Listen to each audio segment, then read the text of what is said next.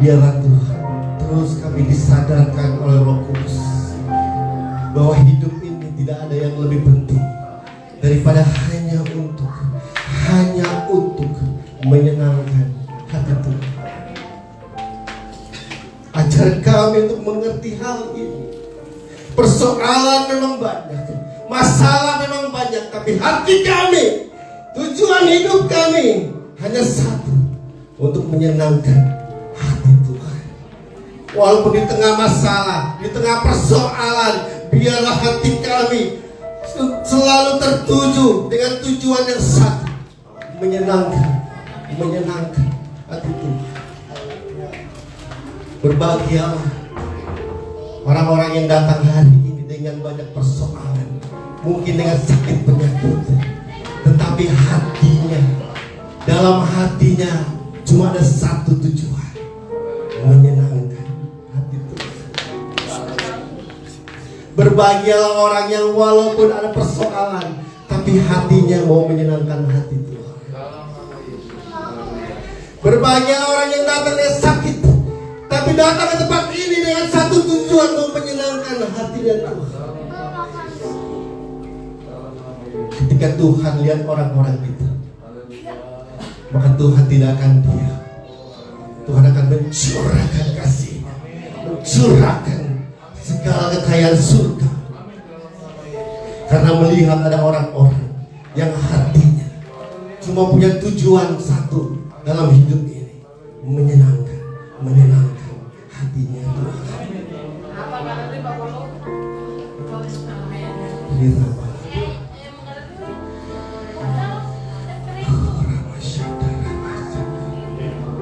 Darah Yesus lingkupi tempat ini. Darah Yesus basuh tempat ini. Darah Yesus sucikan tubuh, jiwa dan roh jemaat yang ada di sini. Biar kemuliaan Tuhan turun, kemuliaan Tuhan melingkupi. Datang dengan sakit, pulang dengan kesembuhan, datang dengan masalah, pulang dengan kesembuhan. Karena darah Yesus menyucikan, melingkupi tempat ini. Bapa kami yang di surga, dimuliakan namamu. Datanglah kerajaan-Mu di tempat ini seperti di surga. Berikanlah kami makanan yang secukupnya, makanan jasmani dan rohani. Dan ampunilah kami akan kesalahan kami, seperti kami mengampuni orang yang bersalah kepada kami. Jangan bawa kami ke dalam percobaan, tapi lepaskan kami dari jahat. Karena Engkaulah yang mempunyai kerajaan, kuasa dan kemuliaan. Hadir di tempat ini, siap menjamah kami, dan kami membuka hati. Mari semua yang percaya katakan amin.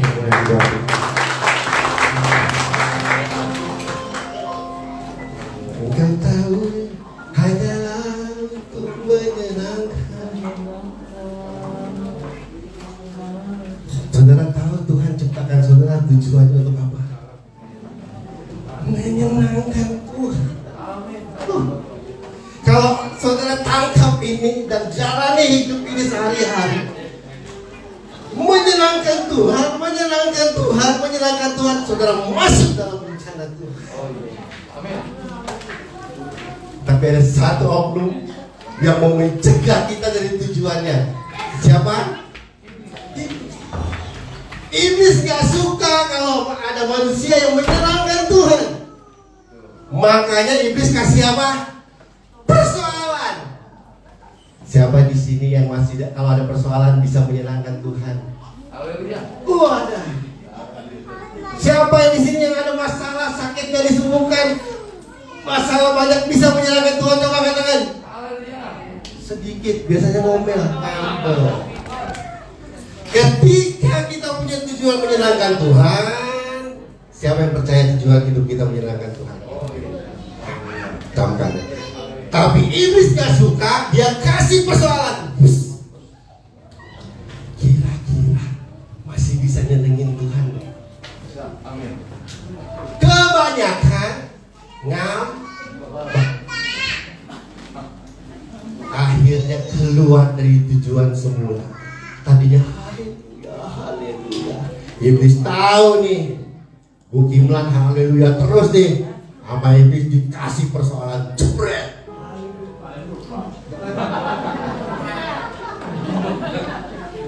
Itu mengingatkan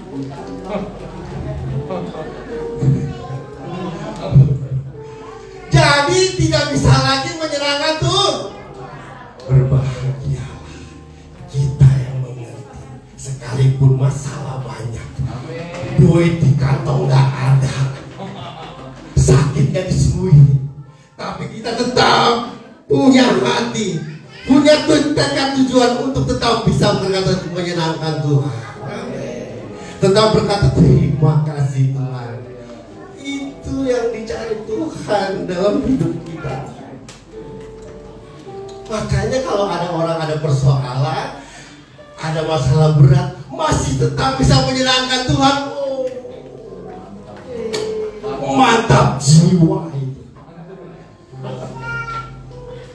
Makanya dengan takut dengan persoalan, dengan takut dengan masalah, dengan takut dalam keadaan ekonomi, semakin menekan persoalan, semakin menekan persoalan, kita makin kuat menyenangkan Tuhan.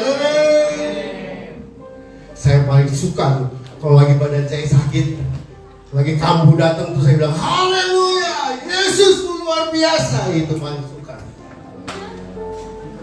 Waktu istri saya bilang, duit belum masuk nih, kita mau bayar orang. Di situ saya paling suka dan saya bilang, Tuhanku luar biasa. Dari utara sampai selatan, nama Yesus Allahku dahsyat, Allahku dahsyat. Justru di tengah persoalan, di tengah masalah, itu kesempatan emas kita untuk berkata Allahku dahsyat. Bukannya ngam. Kebanyakan ngam. Kalau 100%, kira-kira berapa persen kalau ada persoalan ngambek nggak bisa lagi nyenengin Tuhan? Berapa persen? 70% atau 15%? Yang menyenangkan Tuhan cuma paling 25% ya.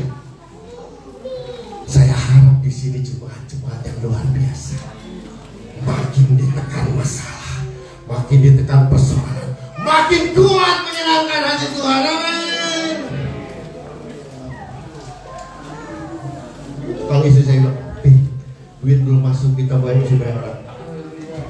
Allahku dahsyat, Allahku dahsyat. Saya ngomong gitu aja daripada kita ngambek ya. Biasanya ngomong nggak ada duit, anak mau bayar sekolah, biasanya gimana? Mana Tuhan, mana Tuhan, mana Tuhan, betul? Tapi kita ubah menjadi orang-orang yang luar biasa, berkata gini, Allahku dahsyat, Allahku mencukupi, Allahku dahsyat. Tuhan adalah gembalaku, tidak akan kekurangan aku. Amin. Jangan lagi ngam, tolak kiri kanan, jangan ngambek. Kalau papa pulang nggak punya duit, jangan ngambek. Allahku dahsyat berkuasa. Kita nggak ada duit, besok kita mau makan apa? Allahku dahsyat berkuasa itu. Jangan mana Tuhan, mana. Nggak akan lihat mukjizat. Bertahun-tahun saya hidup dengan pola ini. Semakin nggak punya duit, semakin kenceng kita katakan Allahku dahsyat, Allahku mencukupi, Allahku dahsyat. Itu aja bisa. Jangan bilang siapa yang mau nolong, siapa ya, pendeta mana yang mau nolong. Jangan lagi ngam. Tujuan hidup kita cuma satu, apa? Punya duit, nggak punya duit, pokoknya menyenangkan hati itu. Ada masalah, nggak ada masalah, yang penting menyenangkan hati itu. Makanya kita bilang berbahagia orang miskin di hadapan Tuhan, karena dia yang punya surga. Tapi miskin yang mana? Miskin yang ngamekan mau nggak masuk surga. Tapi miskin tetap menyenangkan hati Tuhan. Tuhan nggak lihat miskin kaya, tapi Tuhan lihat hati kita apakah menyenangkan Tuhan. Lihat penjahat sebelah Tuhan Yesus ya, nanti saya. Tapi nanti di tengah-tengah khotbah saya kita masuk perjamuan ya. Siap-siap ya. buka dulu ayatnya. Jadi tujuan hidup kita menyenangkan hati Tuhan. Bilang kiri kanan, menyenangkan hati Tuhan. Ada duit, nggak ada duit, menyenangkan hati Tuhan. Coba biasakan. Allah dahsyat. Waktu ada masalah, Allah dahsyat. Saya paling suka deh jawab lagi. Saya paling suka kalau sakit saya kamu ini, saya bilang, Tuhan bisa sembuhin dalam sekejap, amin. Tapi kalau masih kamu juga, tetap Allah dahsyat. Waktu kita dalam kesusahan, mulut ini ngomong Allah dahsyat. Itu nilainya luar biasa di surga. Amin. Ya, Lukas 23, 39, 49. Pak Gun mah gak punya persoalan. Siapa bilang? Saya pernah tinggal di rumah petak, airnya pompa dragon. Siapa yang pernah tinggal di rumah petak pompa dragon? Pernah. Tapi waktu di rumah itu tetap menyenangkan Tuhan. Menyenangkan Tuhan. Waktu saudara menyenangkan Tuhan di rumah yang kecil, Tuhan gak akan bentar. Wah, nih orang nih pindah-pindah ke tempat gede. Tapi kalau di rumah kecil mulu ngambek mulu, ngoceh mulu, sumut mulu. Kata Tuhan, di tempat kecil aja lu ngambek, gimana di tempat gede? Amin. Menyenangkan Tuhan walaupun tinggal di rumah petak. Saya pernah gak begitu. Jangan lihat rumah saya sekarang. Ya. Apa lagi? Semua. Pernah gak punya duit? Pernah. Tapi yang saya tahu, saya punya Tuhan yang dahsyat luar biasa. Kita boleh gak punya uang, tapi kita punya Allah yang dahsyat luar biasa. Dan Alkitab katakan Tuhan adalah gembalaku, aku tidak akan kekurangan. Mantap jiwa. Sampai di sini hari ini bokeh. Jangan bilang gini, besok makan apa? Besok makan apa? Jangan begitu dong. Tuhan adalah gembalaku, tidak akan kekurangan aku. Gimana caranya? Jangan tanya Tuhan. Tuhan punya sejuta miliaran cara untuk menolong saudara. Tugas saudara jangan mikirin cara Tuhan. Tugas saudara menyenangkan hati Tuhan.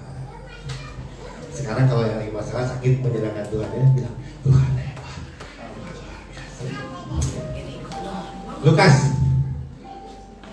penjahat di sebelah Tuhan Yesus. Kenapa sih Pak Gun kok penjahatnya? Ini luar biasa saudara, kisah ini ya. Kita belajar. Seorang dari penjahat yang digantung itu menghujat dia. Jadi ini Tuhan Yesus, penjahatnya ada dua. Yang satu katanya, bukankah engkau adalah Kristus? Selamatkanlah dirimu dan kami. Ayat selanjutnya. Tetapi yang seorang menegur dia katanya. Jadi yang satu lagi negur sama semuanya. Jangan begitu.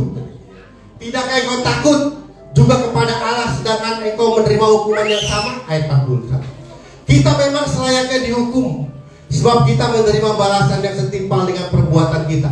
Tetapi orang ini tidak berbuat sesuatu yang penjahat yang satu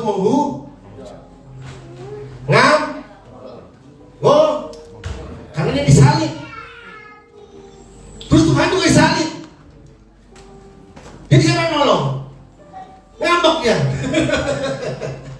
Tapi cepat penjahat yang satu bilang, jangan ngomelin dia. Lu gak takut sama Tuhan. Lu memang salah, lu salah. Tapi dia gak salah. Dia orang baik. Kata penjahat yang satu sebelahnya. Nah, penjahat ini nanti yang dibawa Tuhan ke Firdaus. Ya. Jadi dari mulut yang satu, walaupun dia dalam keadaan salib, dalam keadaan masalah, dalam keadaan hukuman, ngambek gak dia? Dia tetap menyanjung Tuhan, menyenangkan Tuhan Yesus. Tangkap ini, ada dua penjahat. Yang satu, Tuhan, ayo bebasin dong. Kenapa ini begini? Kenapa ini begini? Kan gitu ya. Yang satu lagi, jangan begitu. Orang ini nggak salah. Berarti menyenangkan Tuhan ye, nggak nyala-nyalahin, nggak ngam. Tangkap ini. Dia malah bilang, iya ini orang baik. Kalau ada tetangga saudara, mana Tuhan? Katanya Tuhan tolong. Terus saudara, jangan marahin Tuhan. Tuhan itu baik. Tuhan itu baik. Tuhan itu baik. Itu contohnya. Sama jangan nyalain Tuhan. Tuhan itu baik, dia nggak salah. Tuhan itu baik. Lu aja yang nggak sabar. Gitu kan dia ngomen. Lu jangan bersungut gitu. Ya kan? Ada yang di situ tetangga kayak begitu. Apa ikut-ikutan ngambek? Iya tuh, gue juga nggak ditolong sama Tuhan. Ada yang begitu? Jangan ya. Cuma terima kasih lalu cuma ada yang berbeda. Kalau semua pada ngambek, kita nggak ngambek. Kita tetap menyenangkan hati Tuhan. Ayat 42. Lalu ia berkata kepada Yesus, yang tadi belain Yesus dan dengan Tuhan ngomong, Yesus, ingat aku apabila engkau datang sebagai penjahat, akan disalib bertiga. Kalau penjahat yang satu nyamain Yesus sama penjahat, yang tadi penjahat yang satu ngomongin Yesus sama kayak dia yang penjahat kan. Ayo kita turun bareng-bareng gitu kan. Tapi penjahat yang ini enggak loh. Tadi dia bilang ini orang baik. Yang satu dia ngomong Tuhan Yesus, Yesus ingat aku kalau engkau datang sebagai raja.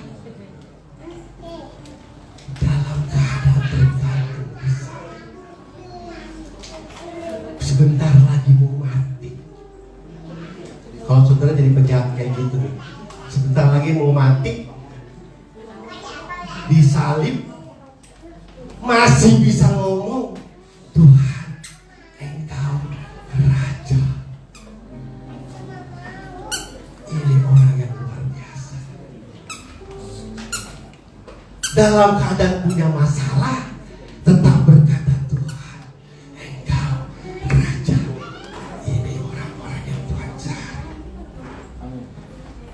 ngerti maksud saya? Makanya lihat Lukas 4 ayat selanjutnya. Kata Yesus kepadanya apa? Ya, hari ini juga engkau akan ada sama-sama dengan aku di dalam Firdaus. Yang mana penjahat yang mana? Yang ngajak Tuhan Yesus turun apa yang nyanjung Tuhan? Yang mulutnya menyenangkan Tuhan yang mana? Yang mana? Yang menyenangkan tuh hari ini juga engkau ke Firdaus. Dua-duanya penjahat apa satu doang? Jemaat, kalau di dalam jemaat, berarti jemaat yang mana yang akan dibawa Tuhan? Jemaat yang ngambekan atau jemaat yang menyenangkan Tuhan? Haleluya. Ini semua ada di gereja ini, saya buka-bukanya malaikat semua. Tapi nggak tahu hatinya. Kebanyakan nyambek. Baru sakit dikit nyambek. Masalah dikit nyambek. Tapi ada sebagian jemaat, walaupun masalah banyak, haleluya, aku bersama Raja. Aku bersama Raja. Saudara jemaat yang mana? Jangan jawab, tanya pada diri sendiri. Nanti praktek, karena persoalan makin banyak kan? Iya kan? Itu praktek langsung nih. Pas pulang persoalan banyak. Nah, menyenangkan apa ngambek? Lalu Tuhan bilang, hari ini juga engkau bersama aku di Firdaus. Kenapa dia Tuhan ajak dia ke Firdaus? Karena di sisa-sisa akhirnya, walaupun dia menderita, digantung, disalib, disiksa, mulutnya tetap berkata, Yesus, engkau Raja. Menyenangkan hati Tuhan. Berbahagialah orang yang masalahnya banyak, sakitnya nggak disembuhkan, tapi mulutnya tetap berkata, Tuhan Yesus, engkau luar biasa, engkau baik. Itulah penghuni-penghuni Firdaus. Saya mau tanya, kalau penghuni Firdaus ngambekkan semua, apa jadinya Firdaus? Ngambekkan tahu? Dikit-dikit ngambek, dikit-dikit ngambek, ngasuh ke Firdaus, malaikat repot. Pulang lagi langsung. Pak, punya istri ngambekkan aja repot ya Pak. Pak, punya istri ngamuk-ngamukan aja repot gak Pak? Jujur. Di Firdaus kalau orang ngamuk kan semua repot. Firdaus. Maka orang Tuhan cari orang-orang yang walaupun di tengah-tengah mau mati ini penjahat nih, mau mati ini, tapi mulutnya masih tetap bilang Tuhan Engkau Raja, ingat aku ya Tuhan.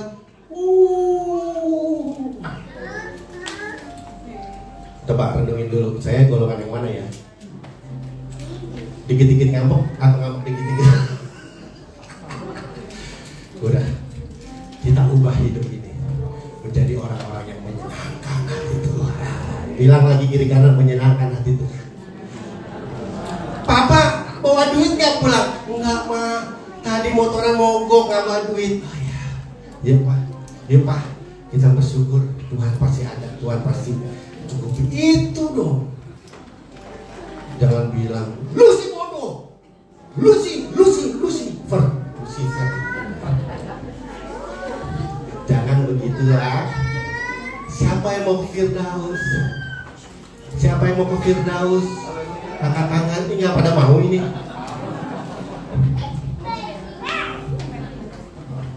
Siapa yang mau ke Firdaus? Syaratnya tadi ya, dalam suka duka, dalam masalah beratnya, mulut kita tetap memuji Tuhan, menyenangkan Tuhan. Makanya tadi saya selalu bilang, waktu kalau saya ada masalah itu paling suka, karena di situ waktu kita ada masalah, kita nyanyiin Tuhan, itu luar biasa.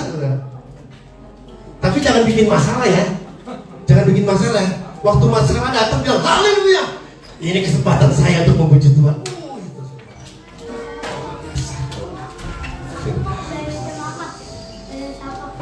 Apa yang kita tangkap dari dua persoalan ini? Yang pertama tadi, bahwa Tuhan mati di kayu salib, Tuhan rela berkorban di kayu salib, bukan hanya untuk orang baik-baik, tapi juga untuk penjahat. Amin.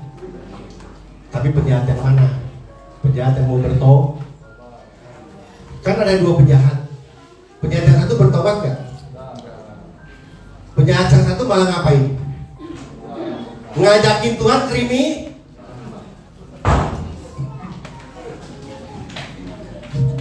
Jadi poin pertama dari kisah ini, Tuhan mengasihi berkorban mati itu bukan hanya untuk orang baik-baik. Orang jahat pun bisa Tuhan bawa ke Firdaus. Kalau bertobat. Jadi penjahat yang satu kan ngomong tadi, ayo Tuhan turun, ayo Tuhan kita kabur dari sini gitu ya. Berarti ngajakin Tuhan ke ini. Saudara sadar ya, banyak orang Kristen ngajakin Tuhan kriminal, ngajakin orang buat kriminal. Sadar nggak? Kalau saudara disakiti orang, apa doa saudara untuk orang yang menyakitin apa-apa? Punya pacar putus, diputusin pacar, doanya buat pacar apa? Ayo. Punya suami selingkuh sama kuntilanak istri, doanya apa? Sama Tuhan, Tuhan biar dia sakit berat Tuhan. Atau yang pencet, biar dia jangan dapat jodoh lagi Tuhan. Tuh, ngajak kriminal Tuhan ya saudara. Tuhan ngajak Tuhan berbuat jahat, betul? Sadar apa sadar ini? Apalagi kalau istri habis dimarahin suami, biar ketabrak mobil dulu. Saya ketawa. Ngajak krimi persis sama penjahat tadi. Sama nggak? Sama nggak saudara? Nggak ada di sini. Di Solo, di sini mah baik-baik, ya kan? Ya, suami habis pulang, nggak tahu dari mana disediain kopi, langsung di mulutnya. Enggak.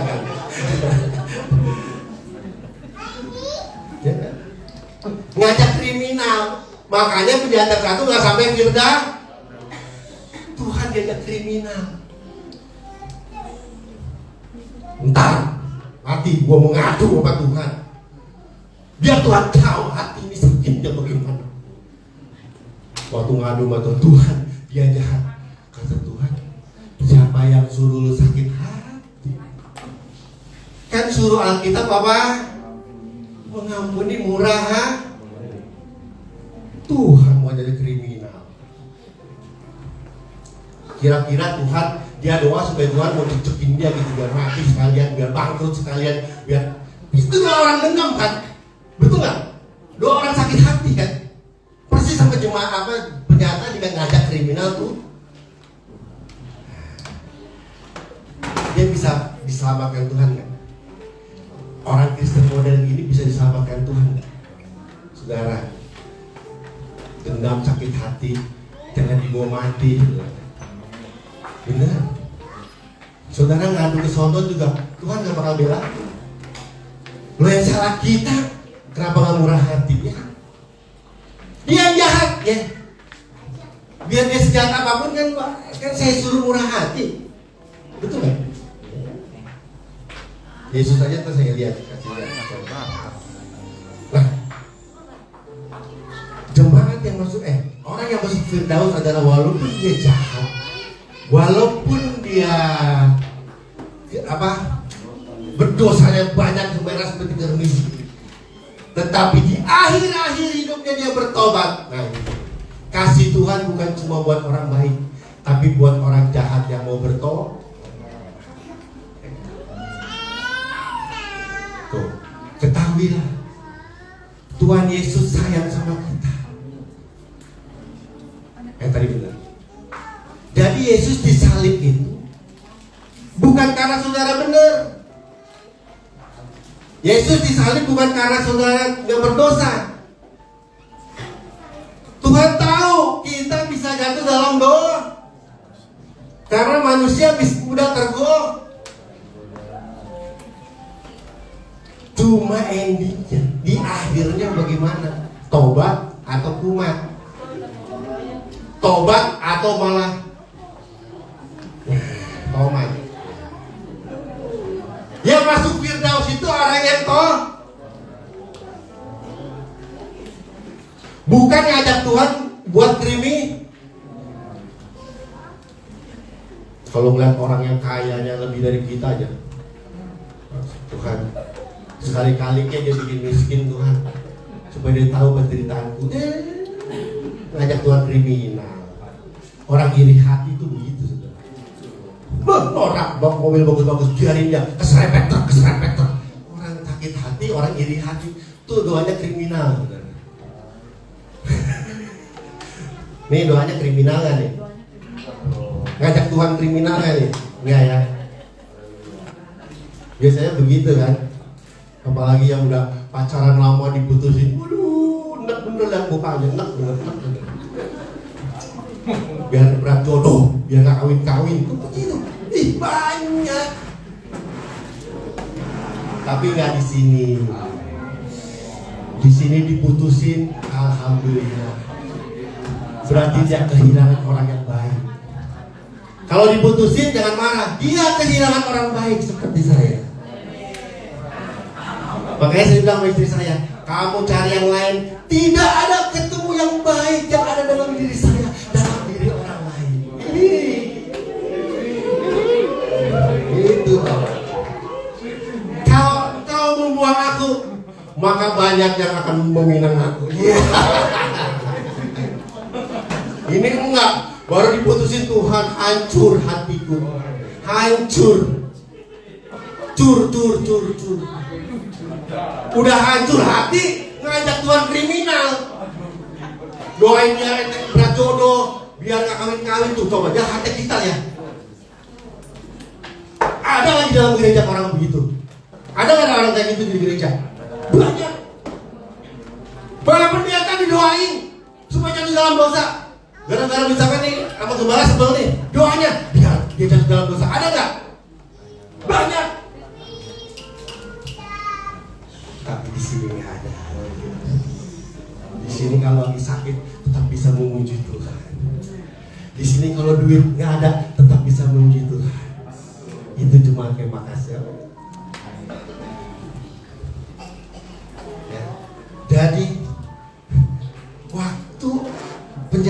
waktu ngomong Tuhan ingat aku sebagai raja, Tuhan langsung bawa dia kemana?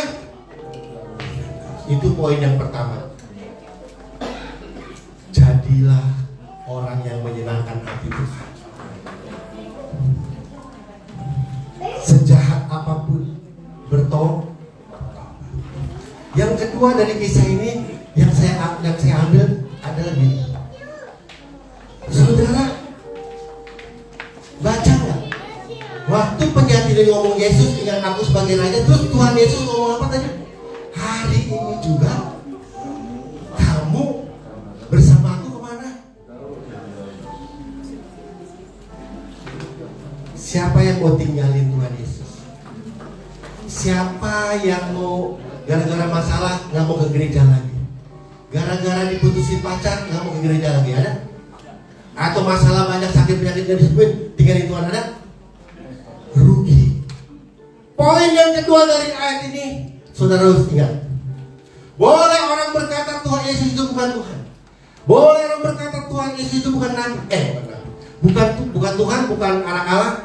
Dia hanya orang biasa. Boleh. Tapi ingat, cuma Yesus yang bisa ajak orang ke Firdaus. Cek, mana ada orang yang ajak orang ke Firdaus? Ada nggak? Tapi Tuhan kita Yesus dengan mantap, tanpa ragu, hari ini juga aku bersama engkau di Firdaus. Orang boleh berkata Yesus bukan Tuhan, saya akan tetap percaya Tuhan. Kenapa? Karena perkataan nggak ada manusia, pendeta sehebat apapun, pemuka agama sehebat apapun yang berani berkata hari ini juga engkau bersama aku di Firdaus. Saya aja masih belum tahu ke Firdaus apa enggak. Saya nggak tahu, tiba-tiba di akhir hidup saya misalkan kepleset jadi menghujat Tuhan, kan mana tahu ya kan. Orang kan cobanya ada macam-macam, betul nggak? Siapa yang di sini yakin ke Firdaus? Haleluya. Kenapa yakin? Aduh, benar, karena menyenangkan. Enggak bikin susah tuh.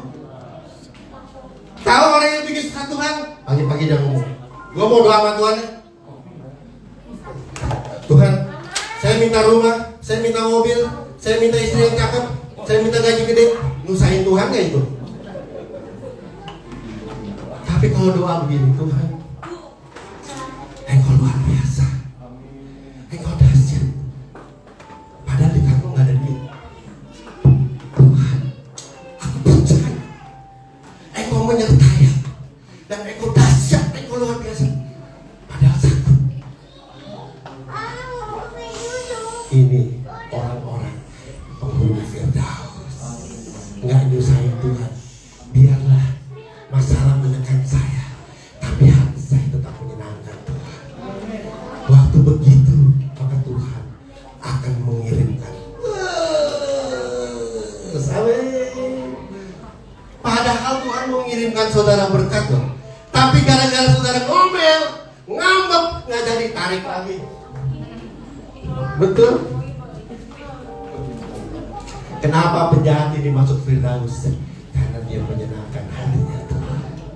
Di akhir-akhir hidupnya, Yesus itu raja. Saya mau tanya, bisa nggak? Bisa? Di tengah masalah kita ngomong Yesus luar biasa. Bisa nggak? Bisa. Siapa yang mau? Waktu di tengah sakit penyakit, nggak sebut-sebut Yesus luar biasa. Luar biasa. Engkau dahsyat. Ini orang yang dicari-cari. Bukan dikit-dikit minta, dikit-dikit ngeluh, dikit-dikit ngomel, dikit-dikit kecewa. Tenang.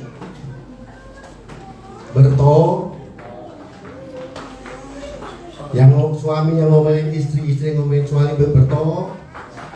Jadi orang yang menyenangkan. Coba lagi. Apa itu orang yang menyenangkan Tuhan? Nah. Yesus sama kita mukanya sama. Sama nggak penderitaannya Tuhan Yesus? Siapa yang di sini suka dihina? Pernah dihina? Yesus pernah. Siapa yang pernah kita kasih makan ke orang, malah orang itu yang buat jahat sama kita? Ada? Siapa? Ada? Apa lagi? Dicambuk. Yang tadi kemarin saya cerita, anak kecil dari kecil dicambukin sama bapaknya pakai gesper, cepret. Ada yang gitu dari kecil suka dipukulin sama bapak mamanya? Ada ya? Ada. Semua. Apalagi penderitaan kita coba apa? Ditinggalin orang yang disayang. Siapa yang ditinggalin orang yang disayang? Ada kan? Yesus ditinggalin nggak sama orang yang disayang? Sama murid-muridnya loh ditinggalin. Sendiri. Nanti makanya ada satu poin lagi. Sendiri. Orang yang dikasih makan, malah dia bilang salibkan dia. Sama nggak penderitaannya? Pernah dipukulin? Pernah dihina? Pernah dicambuk? Pernah dicaci maki? Pernah nggak?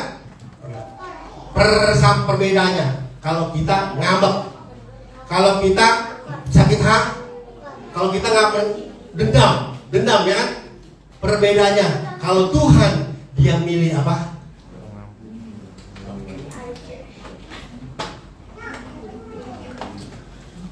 Saudara mau jadi pengurus tahu? Jangan bilang Yesus nggak pernah disakiti, siapa bilang? Yesus nggak pernah dipukulin, siapa bilang? Yesus gak pernah dibully, siapa bilang? Yesus gak pernah ditinggalkan orang yang disayang, siapa bilang? Yesus ngalamin semua. Bedanya kita sama dia, kita ngambek, kecewa, sakit hati seumur hidup. Tapi kalau Tuhan mengampuni, ampunilah mereka, karena mereka tidak tahu apa yang mereka perbuat. Itulah yang membuat peristiwa kebangkitan terjadi. Kalau Yesus ngambek, kalau Yesus marah, Bapak bikin oncom semua tuh orang, jadi nggak kebangkitan? Jadi nggak Tuhan dimuliakan? Kenapa hidupmu nggak bangkit? Kenapa hidupmu terpuruk? Kenapa hidupmu nggak meriah-meriah, nggak bergairah? Karena salah ambil keputusan. Yesus mengampuni, habis itu dia bangkit dan dimuliakan. Tapi kita kebanyakan ngambek, marah, tidak mengampuni, makanya terpuruk. Ya. Hari ini ambil langkah, lakukan seperti yang Yesus lakukan. Kalau masih ingat ada orang yang menghina kita, masih ingat ada orang yang menyakiti kita, masih ada orang yang ingat membuli kita, ambil langkah seperti Tuhan Yesus. Katakan ini, Bapak ampunilah mereka, karena mereka tidak tahu apa yang mereka perbuat. Aku mengampuni mereka. Waktu kita mengampuni, maka Tuhan akan memberikan hidup. Amin. Saya ada lagi satu ayat lagi, Ayub waktu dia jatuh dalam miskin, menderita. Kapan pemulihan terjadi? Ada ayatnya, saya lupa. Ayatnya bilang begini, waktu Ayub mendoakan sahabat-sahabatnya, maka Tuhan memulihkan. Saya mau tanya, sahabat Ayub itu sahabat yang baik atau sahabat yang apa? Sahabat yang baik atau sahabat yang menghujat dia? Sahabat yang ngeledekin dia? Sahabat yang ngajak dia lari dari Tuhan? Sahabat yang mana? Sahabat yang ngeledekin dia, percuma lu dong Ayub, borokan juga. Percuma lu yuk setia sama Tuhan, miskin juga. Itu sahabat-sahabat yang begitu tiap hari. Kalau Pak Bayu jadi Ayub, gamparin kali. Lu udah sini lagi lah, repotin gua aja. Hilang dah Firdaus ya. Makanya kalau ada istri cerewet, suami cerewet, jangan dimaki-maki. Istriku yang tadi, wah. Jangan bilang gini, ngomel mulu. Gua tuker juga dia main jibuan 2.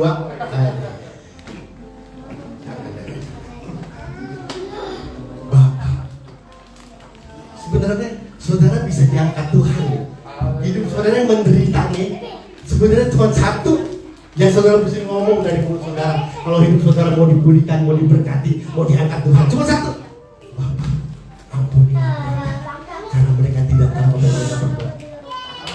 Percaya saya, hidup saudara akan dipulihkan. Waktu saudara ada yang bertua, nyakitin saudara, saudara ngomong, Bapak, ampunilah dia, karena dia tidak tahu apa yang berbuat. Dipulihkan. Kenapa hari ini saudara terpuruk hidupnya? Karena belum ngomong Bapak ampuni, belum. Kalau bisa Bapak, siksa dia. Kalau Bapak, becek dia. Kalau saudara sakit hati, doanya lain ya. Jangan ngajak kriminal Tuhan. Bapak, ampunilah dia, karena dia tidak tahu memang kami berbuat. Kekurangan kita, ya. Disakiti kita mudah, dimaki orang mudah, ditinggalin orang mudah kan, dipukulin orang mudah kan Bu, Pak. Cuma satu yang saudara kurang.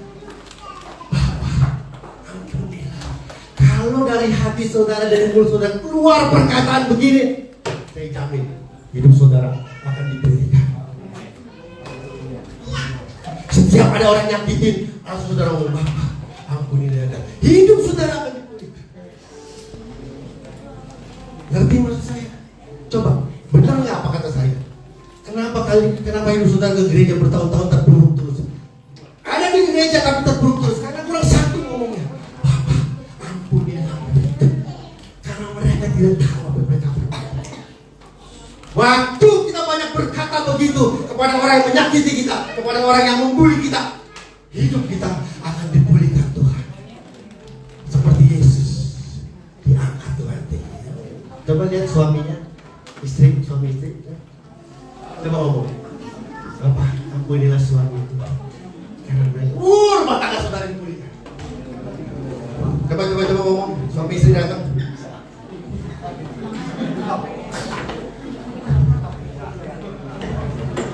Punya anak yang nyakitin, punya ada. Pandang wajah anaknya, terus katakan ini, Bapak, ampunilah dia, karena dia tidak tahu apa itu. Saudara akan dipulihkan. Kenapa hari apa yang saudara terpuruk? Karena itu nggak keluar dari mulut saudara. Yang keluar dari mulut saudara adalah ngambek, ngajak Tuhan kriminal, suruh kutukin orang. Betul? Hari ini ubah hidup saudara. Ketika ada orang yang nyakitin saudara, ngomong, Bapak, ampunilah mereka. Saya jamin 1000%, 1.000.000%. Kasih Tuhan akan turun kepada saudara. Kenapa sampai hari ini rahmat kasih Tuhan gak turun? Karena mulut ini belum ngomong itu sama orang yang menyakiti saudara, belum ngomong itu sama orang yang mukulin saudara, belum ngomong itu. Coba sekarang ngomong, Bapak, ampunilah Pak Bayu, misalkan. Bapak, ampunilah Bu Kimhan, suka ngebully saya, nggak apa-apa Bapak, karena dia iman saya kuat. Yang dipulihkan tuh bukan dia, kita. Amin Bu, ngerti maksud saya? Ngerti nggak? Berapa? Saudara mau ke Firdaus? Orang yang ngambek kan nggak sampai Firdaus Pak, repotin. Mulai latihan. Waktu ada abang becak, Bapak ampuni dia. Dia nggak tahu, mungkin remnya belum.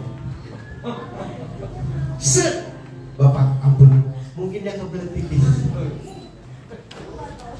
Hati kita jadi tenang. Coba suami istri keluar gak kata pengampunan, Bapak ampuni. Jangan ngomongnya gini, lu ya, gua inget kesalahan lu 7 turunan. Lu udah gampar gua nih, gua inget 7 turunan. 8 tanjakan, ngos-ngosan, ngos-ngos. Paling enak gampang ini, Bapak ampuni dia. Dia mungkin lagi emosi. Orang-orang yang begini, orang-orang yang akan dipulihkan. Ngerti maksud saya? Kenapa peristiwa salib? Saya mau tanya, kita orang bener gak sih? Kita orang bener gak sih? Ada gak orang yang bener dari lahir? Ada gak? Kenapa Tuhan Tuhan Yesus mau mati di salib buat kita. Kita ini layak gak sih masuk Firdaus? Layak gak sih? Kenapa Tuhan mau mati di kayu salib? Karena Dia nggak lihat dosa saudara. Dia nggak lihat kesalahan saudara. Ya, Dia mau buat adalah aku mau mengampuni kamu. Aku mau mengampuni kamu. Coba saudara punya anak yang kurang ajar sama saudara, terus anak itu pulang udah kesel nih. Ingat nih, anaknya nggak pernah kasih duit, ngomelin terus, nggak peduli sama orang tua. Datang pulang ke rumah nih. Kira-kira saudara mau apain? Anak udah digedein, punya duit, nggak ingat orang tua. Datang ke rumah kita nih. Mau diapain pak kita kira-kira? Pak Bu, anak kayak gini diapain? Siap penggesan, cabutin bulu keteknya, biar menderita. Tapi kalau ada ibu yang berkata gini, nah, kamu memang buat salah, tapi ibu mengampuni kamu. Kira-kira nih anak akan meluk saudara gak? Tahu gak saudara? Yang diharapkan orang salah itu apa? Pengampunan.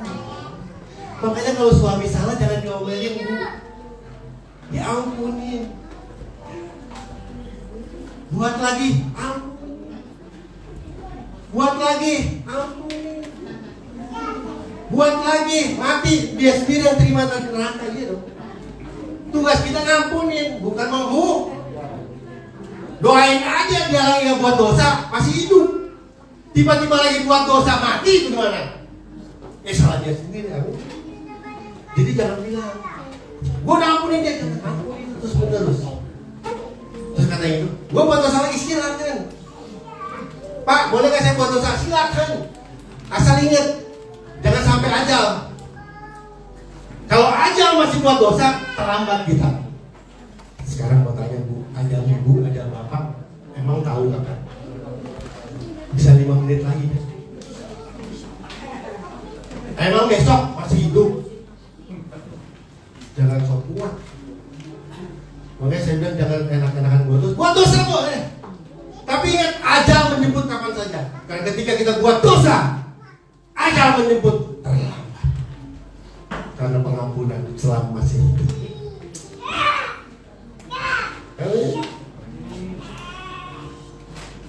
Jadi tugas kita hanya mengampuni.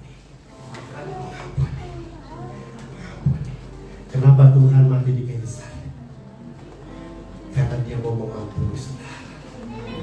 Makanya Dia dimuliakan. Kenapa saudara hidupnya diberkati, hidupnya gembira, sukacita? Karena hati saudara mulai mengampuni. Kalau ada yang menyakiti, bilang Bapak ampuni. Itu akan membuat hidup kita makin bergembira, hidup kita makin diberkati ya. Nggak lihat orang buang muka lagi. Misal gimana nih, suka bully saya, ketemu di gereja, pasti saya nengoknya begini, nggak mau bully. Pak Gun, kenapa nengok sana dulu? Ada bukiman. Padahal saya cuma bilang ini bukiman. Saya ampuni bukiman. Beres kan? Jangan dibawa sampai mati. Selesaikan dengan cara mengampuni. Bapak Ibu, ampuni seperti Yesus. Saudara percaya tubuh Kristus, darah Kristus yang sudah tercurah itu karena kasih Tuhan yang mengampuni saudara.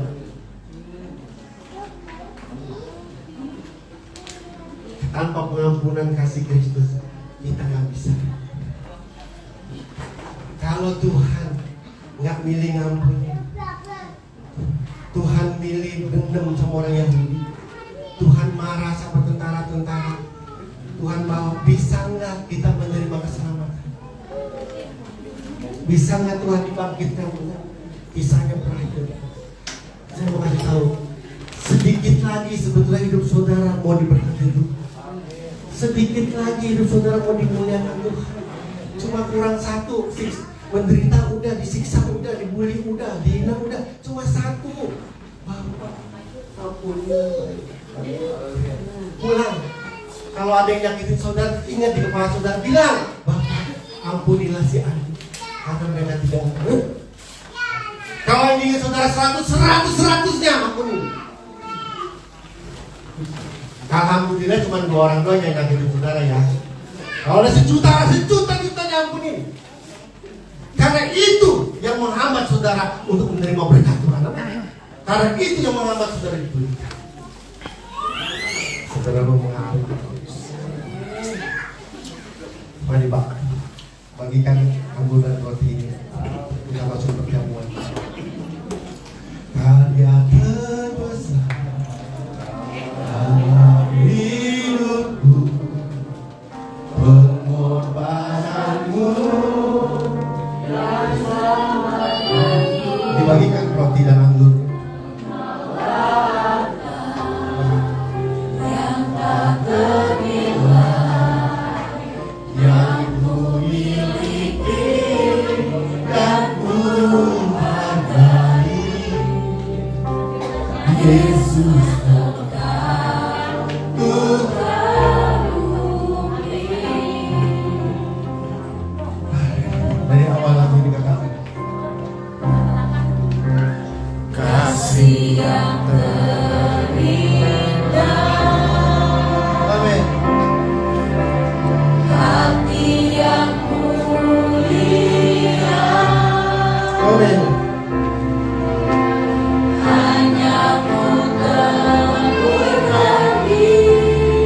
Kita ingat kasih Tuhan. Bagaimana Tuhan sudah mencurahkan kasih. Yesusku, pujian dari hatiku,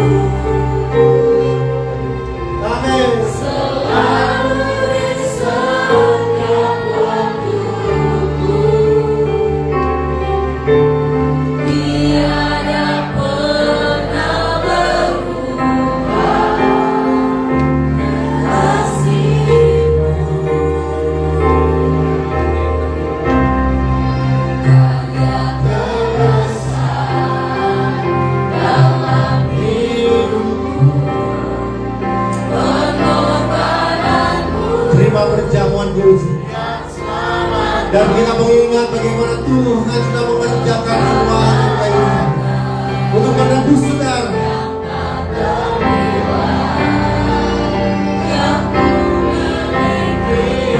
Amin. Yesus kasih yang terindah, kasih yang terindah. Kasih yang terindah.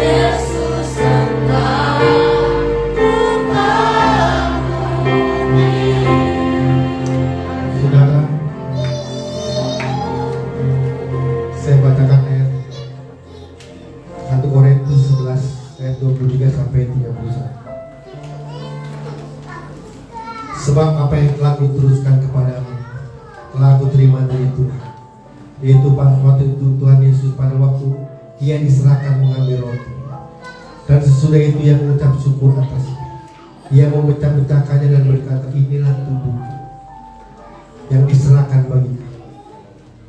Roti yang saudara pegang melambangkan tubuh Tuhan yang sudah diserahkan dosa. Tuhan tidak pandang dosa saudara benar atau tidak, tapi kasih Tuhan yang membuat Tuhan merelakan diri untuk menebus. Demikian juga yang mengambil cawan sesudah makan lalu berkata, cawan ini adalah perjanjian baru yang dimateraikan oleh darahku. Perbuatlah di setiap kamu minumnya menjadi peringatan akan aku. Sebab setiap kamu makan roti ini dan minum cawan ini, kamu memberitakan kematian Tuhan sampai akhir dia datang. Jadi barang siapa dengan cara yang tidak layak makan roti atau minum cawan Tuhan, ia berdosa kepada Tuhan dan darah Tuhan. Karena itu hendaklah tiap-tiap orang menguji dirinya sendiri, dan baru sesudah itu ia makan roti dan minum dari cawan itu. Barang siapa makan minum tanpa mengakui tubuh Tuhan, ia mendatangkan hukuman atas diri. Sebab itu banyak di antara kamu yang lemah dan sakit, dan tidak sedikit yang meninggal. Kalau kita menguji diri kita sendiri, hukuman tidak menimpa kita. Saudara percaya roti dan anggur yang saudara pegang adalah lambang tubuh Kristus yang sudah dihancurkan.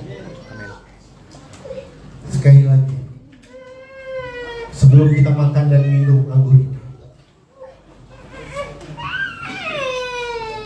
kita uji diri kita. Karena peristiwa salib adalah peristiwa pengampunan. Kalau saudara belum mengampuni orang, saudara belum memahami apa artinya peristiwa salib. Bapak, ampunilah orang-orang yang menyakiti hati kami. Bapak, ampunilah orang-orang yang membuat hidup kami susah. Hari ini Bapak, kami mengampuni karena mereka tidak tahu apa yang mereka perbuat. Aku ampuni. Mari ikuti kata saya. Bapak, aku mengampuni orang-orang yang menyakiti, orang-orang yang membuat aku susah, orang-orang yang membuat aku sakit.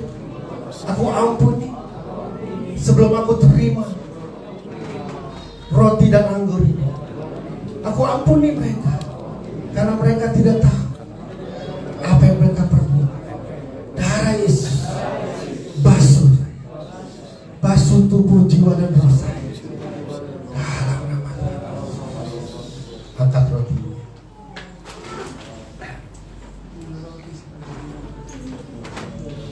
Ikuti kata saya. Dalam nama Yesus, aku percaya roti ini melambangkan tubuh Kristus yang sudah dipecah untuk menebus dosa saya. Sekarang aku minum, aku makan dalam nama Tuhan Yesus. Mari kita makan.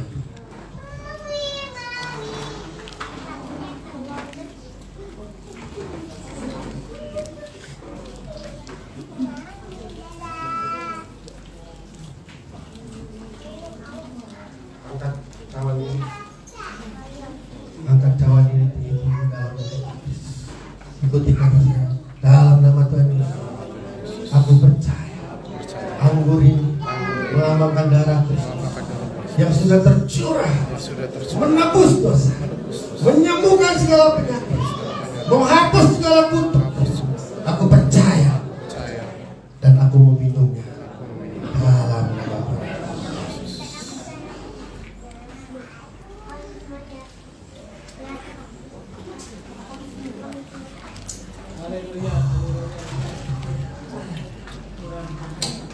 Ucap syukur sama Tuhan.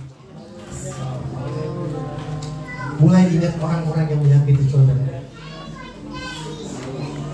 Mulai doakan dan bilang, Bapak ampuni, Bapak ampuni.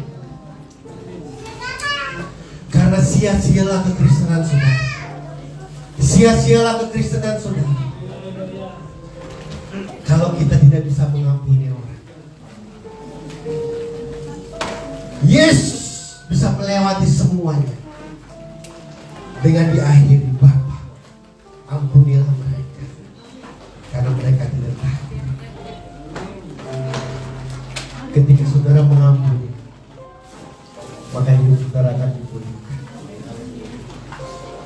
Kenapa penjahat ini bisa bersama-sama dengan Firdaus, bersama-sama Tuhan ke Firdaus?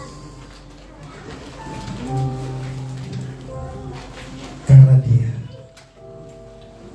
menyenangkan hatinya Tuhan. Orang yang menyenangkan hatinya Tuhan, orang yang menyenangkan hatinya Tuhan, tidak memikirkan, tahu kalau kita mengampuni itu sakitnya bagaimana, susahnya bagaimana, tahu bagaimana kita disakiti, terus kita mengampuni itu susahnya bagaimana. Tapi kalau kita punya hati mau menyenangkan hatinya Tuhan,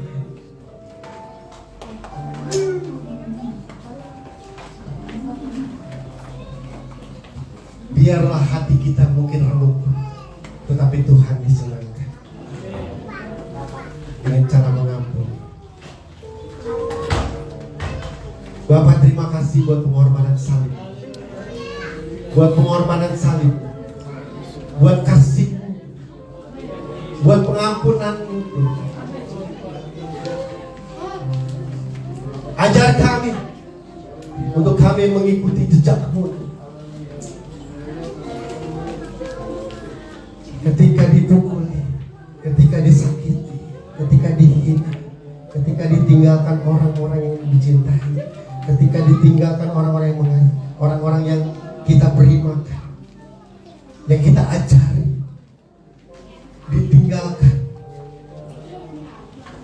tapi mengambil langkah untuk berkata, Bapa, ampunilah mereka, Bapa, ampunilah mereka.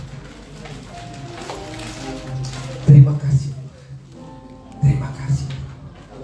Dalam nama Tuhan Yesus kami berdoa bersyukur. Mari percaya, katakan amin. Satu poin lagi. Silakan duduk, jangan berdiri terus. Satu poin lagi yang penting. Kenapa penjahat di sebelah Tuhan Yesus itu bisa ke Firdaus? Kenapa penjahat di sebelah itu bisa ke Firdaus bersama Tuhan? Saya mau kasih tahu poin penting terakhir. Saya mau tanya, waktu Yesus disalib, ada nggak yang mendekati Tuhan yang bilang, Yesus engkau raja, Yesus engkau raja? Ada nggak? Waktu Yesus disalib, semua orang meninggalkan Tuhan Yesus. Ini satu poin penting. Satu poin penting. Waktu Yesus disalib, ada yang mau minta gantiin. Saya gantiin aja Tuhan, saya yang disalib. Ada. Petrus aja ditanya sama anak kecil, bilangnya apa? Saudara, saya mau kasih tahu ya, Yesus nggak ada yang peduli. Semua orang meninggalkan. Semua orang meninggalkan. Murid-muridnya nggak meninggalkan, kabur. Nggak ada yang deketin Tuhan. Dibilang kamu bukan. Semua meninggalkan Tuhan. Itu. Nggak ada yang disalib langsung ke depan. Yesus engkau raja, habis kepala hilang. Makanya pada saudara, kenapa penjahat ini masuk ke Firdaus?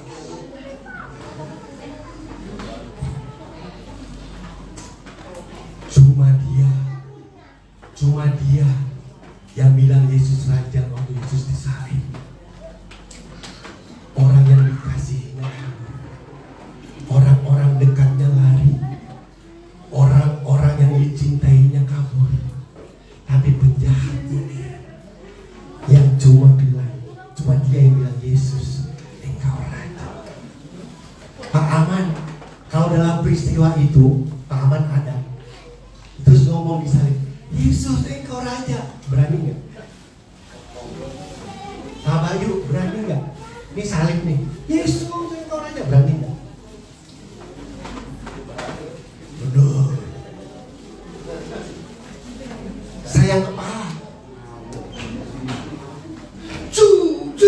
kamu. Ada yang berani mendekat salib Tuhan dan kata Yesus, engkau raja ada? Semua orang menolak. Ini yang membuat Yesus tertarik sama penjahat itu. Semua orang meninggalkan, tapi penjahat ini tetap berkata, Yesus engkau raja. Saya mau kasih saudara, Tuhan cari orang yang walaupun dalam keadaan susah, walaupun keadaan terjepit, walau dalam keadaan yang tapi tetap mulutnya berkata, Tuhan engkau raja. Tuhan cari di generasi ini.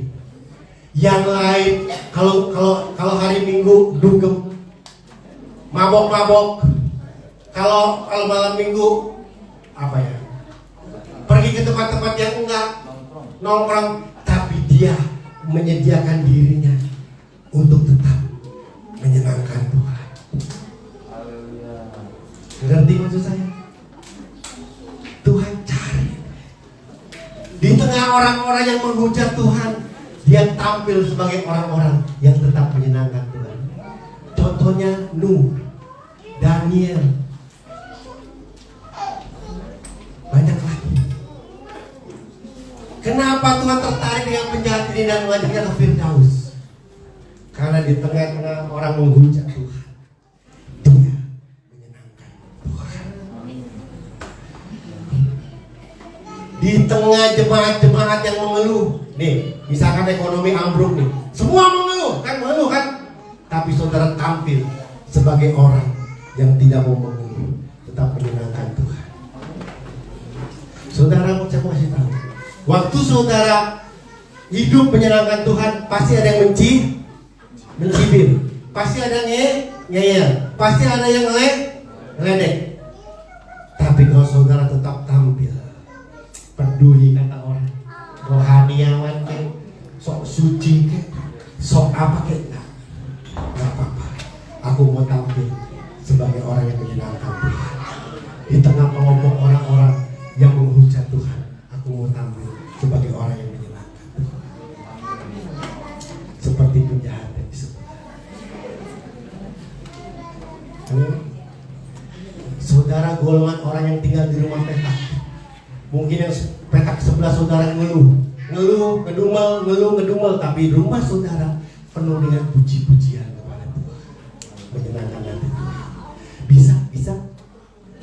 Rumah petak sebelah ngomel-ngomel, tapi rumah saudara penuh dengan puji-pujian, bisa nggak? Kalau mau bisa nggak? Tuhan cari model yang gitu. Di tengah kelompok yang bersungut, dia tampil sebagai orang yang tetap menyenangkan. Saya harap Tuhan ketemu orang-orang yang tepat. Dan itulah langsung Tuhan bilang, hari ini juga engkau bisa masuk di Firdaus. Karena Firdaus isinya orang-orang yang menyenangkan, bukan orang-orang yang dikit-dikit ngambek seperti itu. Siapa yang mau bilang berkata, Tuhan, aku mau menyenangkan Tuhan. Seperti penjahat di sisa-sisa akhir hidupnya, mau mati